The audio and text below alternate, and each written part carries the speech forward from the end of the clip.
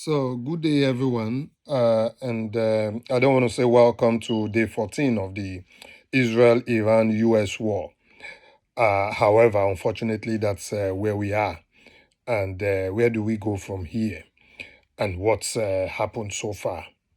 So, a lot of analysts have said Iran is fighting an asymmetrical war and playing for the longer time. And the US themselves are trying to play a game of strength. But at the end of the day, it all boils down to who is going to blink first. Now, here is what is fact. The US, I don't want to speculate what the US think going into the war or what they thought during the war and how long it's going to drag. Now, what Donald Trump said was it could last 4 to 6 weeks. So now we've used 2 weeks. So what have we seen? So the fact is that on day one, February 28th, the Ayatollah Khamenei was assassinated. He was martyred. So that's fact. And his children and some few people were killed during that attack in his compound. And quite a few people were also assassinated. So that's fact. Now, where are we in terms of what's happened so far regarding what the Americans had hoped for, what really happened, and what is really happening now, and what you as an individual can do to protect yourself? So we've seen that there's a little bit of chaos in the Iranian regime because they've appointed the new supreme leader. However, since his appointment, we've not heard him speak, which is rather unusual for a government. One thing we do know is that he's alive, because I don't think they would blag it to want to put him, because then it makes them look bad.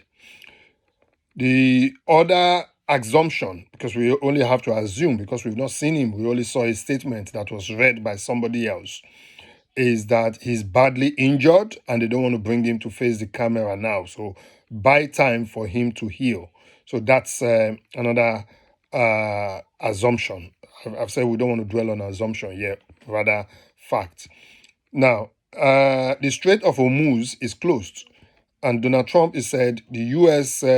Navy would go and escort ships out of the Strait of Hormuz, but we've not seen that. So the International Energy Agency, the IEA, they've said they're going to release around 400 million barrels of oil. So if you imagine what we consume on a daily basis in the world is about 100 million barrels of oil. So about 25% of that consumption comes from the Gulf Arab states. So we have countries like Russia that is producing oil. We have America themselves who is producing oil. We have Nigeria. We have a scanty part from Venezuela and some countries dotted around Angola, Ghana. They produce a fraction. So 25% comes from the Gulf. Now, that 25% is causing a whole lot of havoc because countries like Saudi Arabia, UAE, Qatar, Bahrain, Oman, they spend, I would say, 90% of their income comes from oil. So the strait is closed, and all these Arab nations are losing heavy money, considering that 90% of their revenue comes from oil. So they're not going to thank America for that. They're not going to be happy. At the same time, they're going to be angry. Now, where are we? America will try to project strength and say, yes, we're winning or we've won. But the truth is that there's fire on the mountain because America, I don't know whether they've hoped for a decisive victory.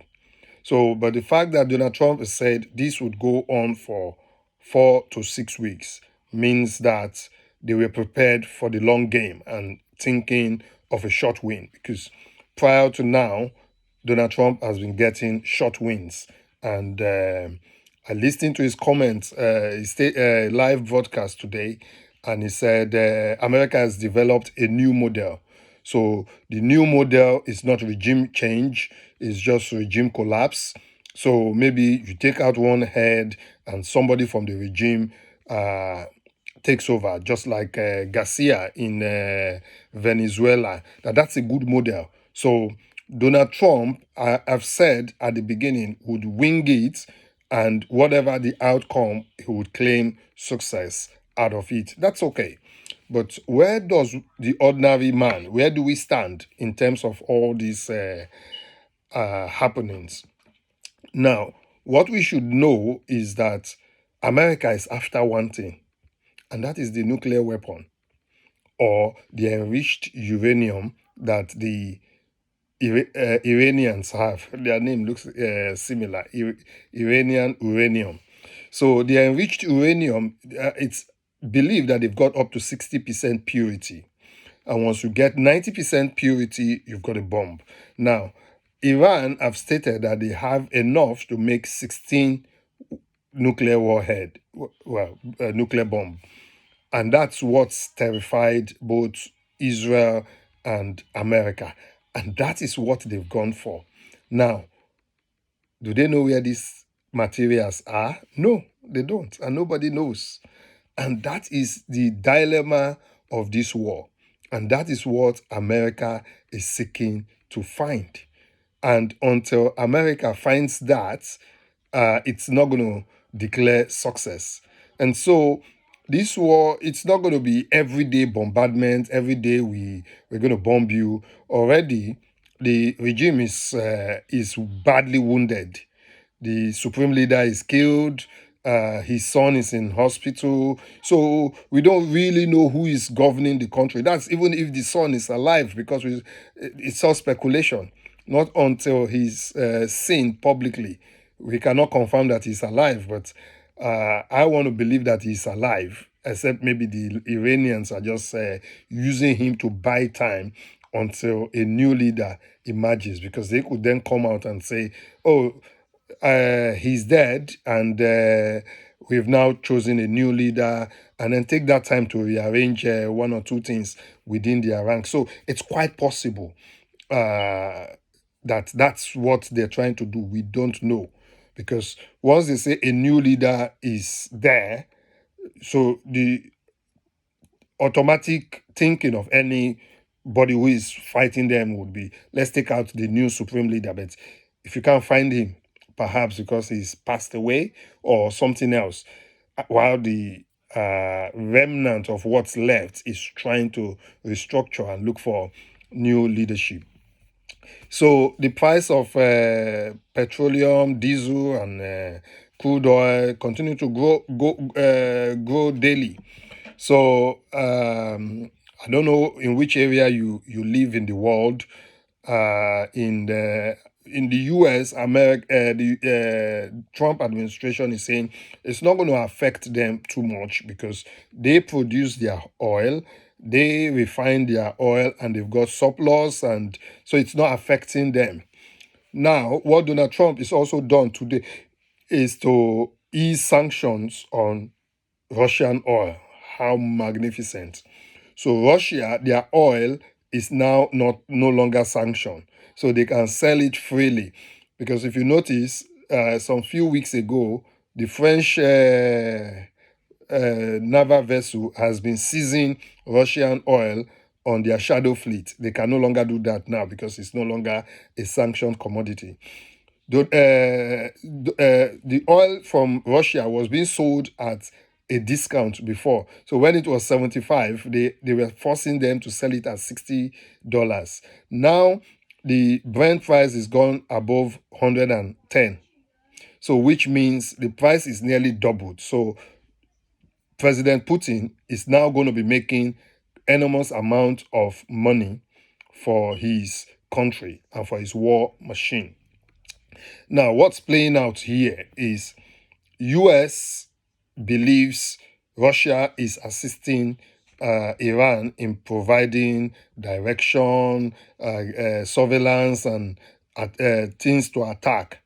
Because let's take it, majority of all their infrastructure has been disabled or destroyed. So if they're going to go out, they're going to want a precision target that they can hit, not just hitting straws. So they believe Russia is providing that. And Donald Trump said, why not? Because Ukraine was the US was providing Ukraine with ammunition to fight Russia. So you see the flip side now. So Russia is doing the same to target America. Now, but we've now talked of drone because the Iranians apparently are the number one in drone production, and they do it for less, $20,000-$30,000.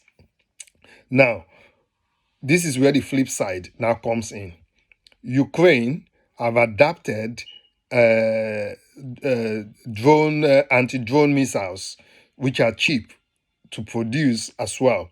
So the Gulf and Arab nations are now going to Ukraine to help them produce those anti-drone, because you don't want to be spending Patriot missiles for 500,000 just to take out a 20,000 drone. The money is going to come from somewhere, and it's going to come from the taxpayers, you and I. So if they can get anti-drone missiles from Ukraine, because Ukraine apparently, because of the tough war they've been enduring for 4 years, they are now able to produce that instrument that can actually target and bring down the Shahed drones. So there's a lot of dynamics going on in this current war. But if we now bring it down to our own homeland, the Yoruba land, what does it portray for us? Now, the Israel intelligence have said the Iranian leadership has been providing, the Iranian leadership and Hezbollah in Lebanon have been providing materials for the Sunni Muslims. Is it Sunni or Shia? The Shia Muslims in Nigeria. And they are going for expansionist agenda. So they are trying to destabilize Nigeria. Mind you, Nigeria is an oil producing country as well, and we have a lot of oil. I'm not going to go into that oil business in Nigeria, even though I worked in the oil sector there, but I'm going to leave that side for now.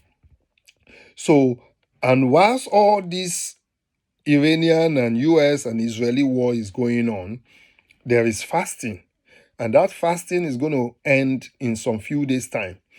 And the Mujahideens, the jihadists, are saying they are going to come on the 28th. I believe the fasting itself will end on the 20th.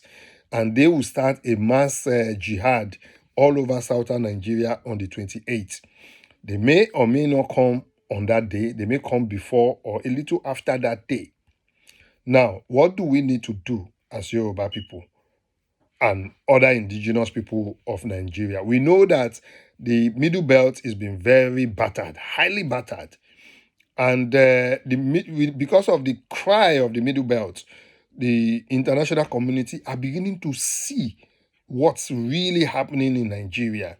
So for us who are advocates of an independent Yoruba nation, an autonomous Yoruba nation that has its own sovereignty, can build its own army, we've got the Navy, and we've got the Navy power, and we've got the Atlantic Ocean to our advantage. We've got quite a lot of rivers, and we've got natural boundaries, which is very beautiful, because you have the River Niger down to the River Benue and down to the Niger Delta River into the Atlantic Ocean. That is a very beautiful edifice that God has used for us. We don't need to start building walls. We don't need to start building artificial international borders. These borders had already been built for us by nature, and that is what we can take advantage on. So, in terms of what we can do, I believe we should double down on our awareness to our people. We should make them understand that victory is near, victory is sure, and if we don't give up in this trajectory, I know Nigeria political class are preparing for election in 2027, which is a few months away. It's not even up to a year anymore. But what we can do is to make the world understand now that what we need is actually our own independent nation, because the Constitution of Nigeria was not written for us, it was written for some other people. So this is the time, this is a golden opportunity we have now. This is a golden opportunity, because if this war in Iran is not treated carefully, it may be the beginning of World War III. We hope it stops at some point, and we hope the madness stops at some point. But one country or another, or interest. This is a time of interest. Everybody is now looking for their own interest. So this is the time for the Yoruba people to start looking at their own interest and how to make our own nation and our own people's life better in the end of this war, or whatever comes out of it. But that's not taking away the fact that nations are suffering, ordinary peoples are suffering, and it's going to continue for as long as it continues. So brace yourself. If you're buying fuel for 1,000 naira or 1,005, be getting ready that it will get to 2,000, and inflation is going to follow. If you're buying it for £1.50, brace yourself that it's going to get to £2. If you're buying it for $3.80 per gallon, brace yourself that it's going to get to $5, and try and minimize costs wherever you can, and look at ways of saving, and don't look at ways of spending as if there's no tomorrow. There's a tomorrow to be saved for, and I hope that at the end of the day we will come out victorious on the other side. Thank you, and I'll be back again soon.